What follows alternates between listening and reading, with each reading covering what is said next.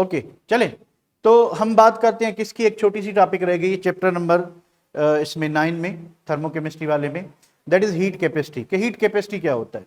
तो heat capacity is what के किसी भी सिस्टम में हम कितनी एनर्जी दाखिल कर रहे हैं, ठीक है, तो वो कितनी एनर्जी जो सब्सटेंस का जितनी भी उसकी अमाउंट हो उसका 1 केल्विन टेम्परेचर बढ़ाए।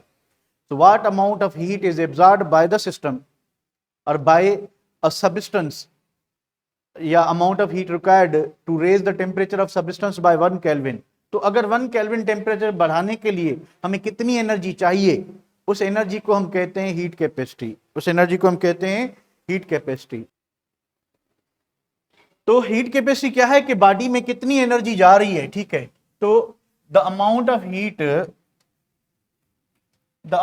Heat required to raise the temperature of substance by 1 kelvin. तो इसका यूनिट क्या है कि अमाउंट कितनी भी है, ठीक है, तो अमाउंट सब्सटेंस में कितने जो है जोल हीट के चाहिए हमें, जो 1 केल्विन टेम्परेचर क्या कर सके, इंक्रीज कर सके। तो इसका जो यूनिट है वो जोल पर केल्विन है, ठीक है। इट इज रिप्रेजेंटेड बाय सी, क्योंकि जो आपकी हीट एनर्जी होती है, ठीक है, हीट जो है it is directly proportional to the change in temperature. तो हीट एनर्जी जो होती है वो directly proportional to change in temperature. Temperature जितना चेंज होगा उतनी हीट एनर्जी क्या होगी, ज्यादा होगी। यानी जितना आपका फाइनल टेम्परेचर ज्यादा होगा, T1 से ज्यादा होगा, तो उतनी हीट एनर्जी ज्यादा होगी। अगर प्रोपोर्शनलिटी को खत्म करते हैं तो हीट इज इक्वल टू हो जाएगा C इंटू डेल्टा टी। अब C जो है इसको हम कहते हैं हीट कैपेसिटी। C को हम क्या कहते हैं? C is called heat capacity. C is called what? Heat capacity. तो अमाउंट ऑफ हीट जो है it is directly proportional to what T। तो अगर प्रोपोर्शनलिटी खत्म करते हैं तो यहां पे कांस्टेंट आ जाएगा C को कहते हैं हीट कैपेसिटी। तो बताएं हीट कैपेसिटी किसके बराबर हो जाएगा? तो C इज इक्वल टू, यानी heat capacity C equals to, C किसके बराबर हो जाएगा? डेल्टा T डिवाइड करेगा, यानी हीट को किससे रिप्रेजेंट करते हैं? Q से, divided by delta T change in temperature. The ratio of heat and change in temperature is called what? Heat capacity. तो इसको हम क्या कहते हैं? Heat capacity कहते हैं, ठीक है। तो heat capacity is what? It is ratio of what? Heat energy and change in temperature. तो भाई आगे क्या चीज है कि heat capacity is equal to heat into change in temperature। अब देखें दूसरी बात यह है कि आप किसी भी, हम according to law of conservation of energy, हम किसी भी एनर्जी की फॉर्म को दूसरी एनर्जी की फॉर्म में कन्वर्ट कर सकते हैं। एग्जैक्टली कन्वर्ट कर सकते हैं, ठीक है। ये स्टेटमेंट किसकी है? फर्स्ट लॉ ऑफ थर्मोडायनामिक्स कह लें या law of conservation of energy कह लें, कि एनर्जी कंजर्व है, जितनी एनर्जी डिसअपियर होगी एग्जैक्टली दूसरी होगी, अपीयर होगी, ठीक है।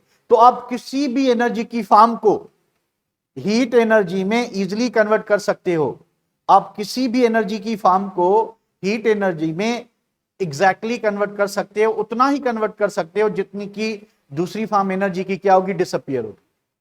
पर अगर हमारे पास हीट एनर्जी है और आप हीट एनर्जी से वर्क करना चाहते हो और या आप हीट एनर्जी को किसी भी दूसरी फॉर्म में कन्वर्ट करना चाहते हो, तो सेकेंड लॉ ऑफ थर्मोडायनामिक्स कहता है, ठीक है, केल्विन प्लांक स्टेटमेंट कहती है कि जो जितनी भी हीट है वो सारी की सारी हीट वर्क परफॉर्म नहीं करेगी। वर्क जो है, मैकेनिकल वर्क जो होगा वो इनपुट ऑफ हीट से थोड़ा कम होगा। वो इनपुट ऑफ हीट से क्या होगा? थोड़ा कम होगा वर्क। या हीट एनर्जी, अगर आप टेम्परेचर कांस्टेंट रखते हो और हीट एनर्जी जो है किसी दूसरी फॉर्म में कन्वर्ट हो रही है, तो जो दूसरी फॉर्म प्रोड्यूस होगी उसकी जो फॉर्म की जो अमाउंट है वो हीट एनर्जी का जितना इनपुट था उससे क्या होगा? कम होगा। तो ये सेकंड स्टेटमेंट है कि whenever heat at constant temperature is converted into work, mechanical work, और into any other form of energy, तो जो नई चीज होगी, जो नई फॉर्म बनेगी, उसकी एनर्जी थोड़ी कम होगी। किससे? हीट एनर्जी से। तो भाई ये हीट, वेस्ट हीट क्या होती है? ये हीट कहां गई? Anybody among you? ये हीट कहां गई आखिर? तो आपने फिजिक्स में थर्मोडायनामिक्स पढ़ा होगा, फर्स्ट लॉ ऑफ थर्मोडायनामिक्स। वो इंटरनल एनर्जी नहीं, वो एंट्रोपी में कन्वर्ट हो जाती है। यानी जब भी आप टेम्परेचर कांस्टेंट रख के हीट एनर्जी से वर्क लेना चाहते हो, ठीक है, किसी भी हीट इंजन से आप मैकेनिकल वर्क करना चाहते हो, तो आप कार्नोट साइकिल यूज करते हो, किसके लिए? इफिशिएंसी ऑफ इंजन मालूम करने के लिए। तो कभी भी इंजन की इफिशिएंसी 100% नहीं होती, कम होती है। यानी जो हीट इंजन काम कर रहा है, ठीक है, जो हीट इंजन काम कर रहा है, तो उसमें जितना इनपुट ऑफ हीट है उसकी कंपैरिजन में मैकेनिकल वर्क क्या होता है? थोड़ा होता है। तो मैकेनिकल वर्क क्या होता है? थोड़ा होता है। तो वो जो वेस्ट हीट है, जो लॉस हीट है, वो कहां जाती है? वो एंट्रोपी इंक्रीज करने में जो है यूटिलाइज हो जाती है। इस वजह से जो भी हीट इंजन है उसका आउटपुट जो है वो इतना 100% नहीं रहता, उसमें कुछ हीट जो है एंट्रोपी को इंक्रीज करने के लिए यूज होती है। ये जोल kelvin statement for the second law of thermodynamics है। चले बढ़ते हैं आगे। तो इसको मैं सेव करता हूं। उसके बाद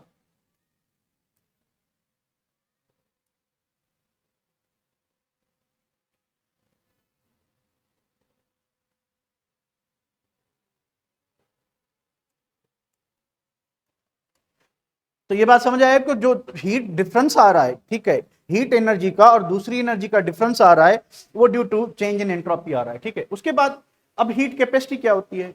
स्पेसिफिक हीट कैपेसिटी क्या होती है? अब यहां पे हीट कैपेसिटी में यह था कि अमाउंट फिक्स नहीं थी, कितनी भी अमाउंट है हमारे पास, उसका टेम्परेचर 1 केल्विन इंक्रीज करने के लिए जो एनर्जी चाहिए उसको हम कह रहे थे, क्या कह रहे थे? उसको हम हीट कैपेसिटी कह रहे थे। तो स्पेसिफिक हीट कैपेसिटी क्या होगा?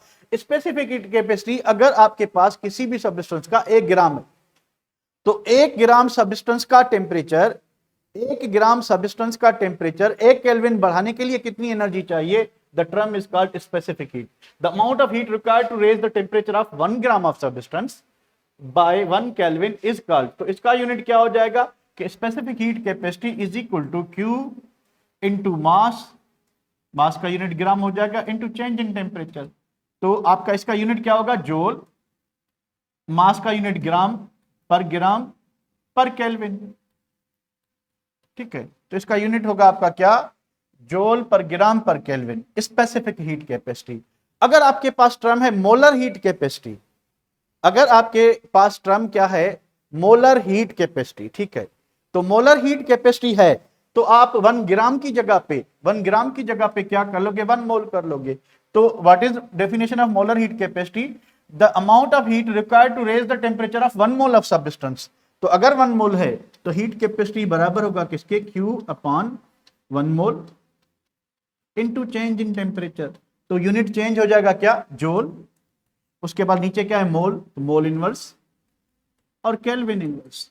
तो this is the unit for joule पर केल्विन, स्पेसिफिक हीट का यूनिट है। और जूल पर मोल पर केल्विन किसका है?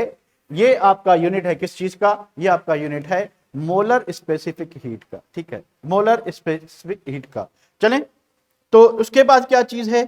तो स्पेसिफिक हीट जो है, जो मोलर स्पेसिफिक हीट है वो तो बराबर होगी आपकी heat upon molar into delta T के, ठीक है। और यहां पे डेल्टा टी होगा। तो स्पेसिफिक हीट बराबर होती है किसके? Heat divided by mass into, ठीक है, ये स्पेसिफिक हीट। तो अब कुछ इक्वेशन डिराइव करते हैं। अगर आप प्रेशर और टेम्परेचर कांस्टेंट रखते हो, ठीक है, प्रेशर और टेम्परेचर क्या रखते हो? कांस्टेंट। कि भाई heat capacity eight constant temperature, heat capacity eight constant temperature,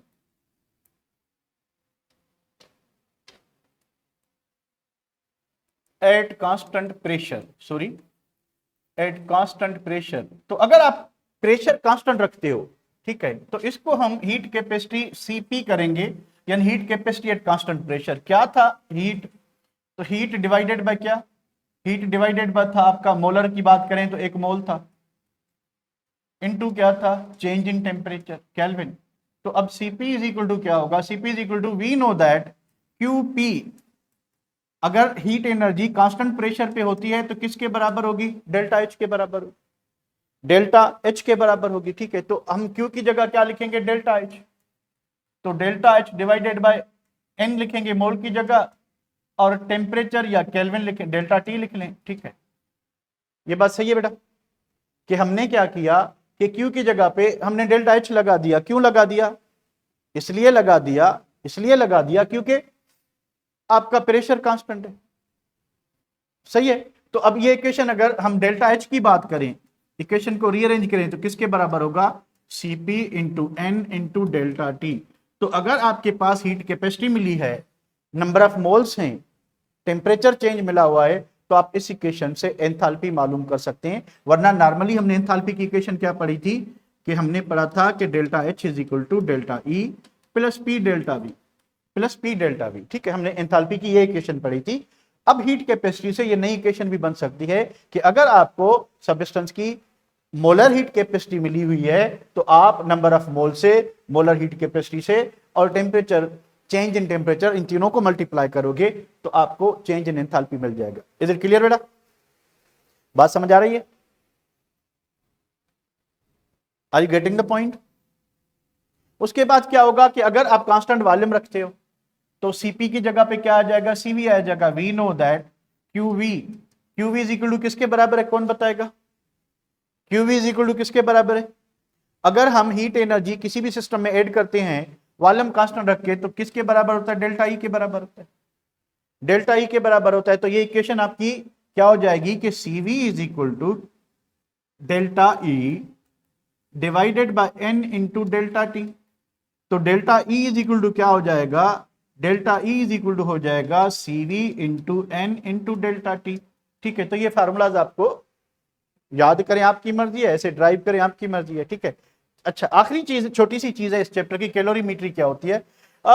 किसी भी रिएक्शन की हीट मालूम करने के लिए, ठीक है, करने के लिए हम कैलोरीमीटर यूज करते हैं। दो किस्म के होते हैं, एक कॉफी कप कैलोरीमीटर होता है और दूसरा बॉम्ब कैलोरीमीटर होता है। दोनों में फर्क क्या है ये मैं आपको बता देता हूं कि it is a technique of determining heat of reaction by measuring the change in temperature.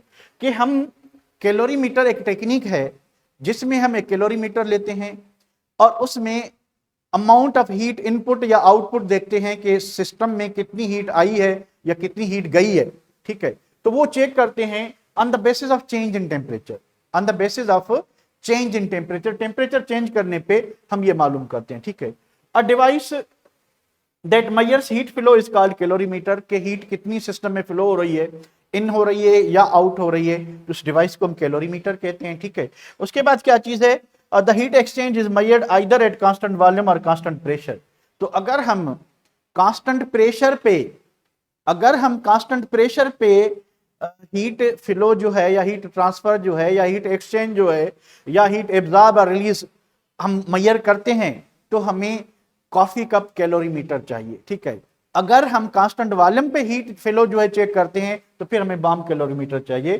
For determining the heat of reaction at constant pressure, coffee cup calorimeter is used. अगर आप वॉल्यूम कांस्टेंट रखोगे तो फिर आपको bomb calorimeter की जरूरत पड़ेगी, ठीक है। So this is all about the chapter number 9। सो अगर इसमें हीट कैपेसिटी में कोई क्वेश्चन है तो आप पूछ सकते हो, इसके प्रॉब्लम्स आप इसी इन इक्वेशंस की बेसिस पे कर सकते हो, ठीक है। तो प्रैक्टिस प्रॉब्लम्स मैंने आपको भेज दिए हैं, आप करके देखें। अगर आपसे नहीं होते तो मैं 1-2 दिन में आपको सॉल्व करके भेज दूंगा, ठीक है। तो थोड़ा सा टाइम बचा के हम बढ़ते हैं चैप्टर नंबर